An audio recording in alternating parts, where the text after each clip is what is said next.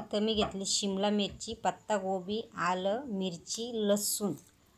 आपल्याला बनवायचे आहेत हक्का नूडल्स व्हेज. आपल्याला आता इथं नूडल्स चांगले उकळून घ्यायचे आहे. त्याच्यात टाकायचं आहे तेल, पाणी आणि गरम झाल्यावर मग टाकायचे नूडल्स. तर आपण आता पाणी ठेवलं उकळायला. अद्रक लसूण चॉप करून घ्यायची, मिरची चॉप करून घ्यायची. तेच पाण्यात नूडल्स चांगले उकळी काढून घ्यायची. आता पाणी काढून घेतलं आहे.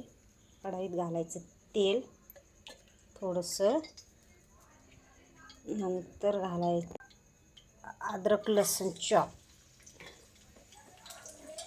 मिरची,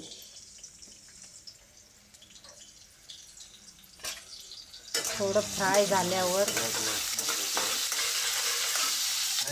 अद्रक लसूण मिरची फ्राय करून घ्यायची. पत्ताकोबी, शिमला मिरची फ्राय करून घ्यायची पण घालायची, पण आपल्याकडं नाही आहे म्हणून नाही घातली.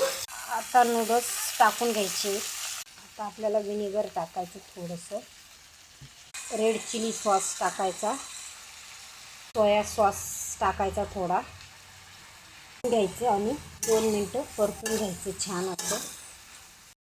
आपले नूडल्स रेडी झाले आहे खाण्यासाठी. एकदम मोकळे आणि लुसलुशीत झालेले आहेत, बघू शकता. छान असे परतून घेतले. आता गॅस बंद करून खाली आहेत नूडल्स कसे झाले आता खाऊ. व्हिडिओ आवडल्यास लाईक करा, शेअर करा. थँक्यू.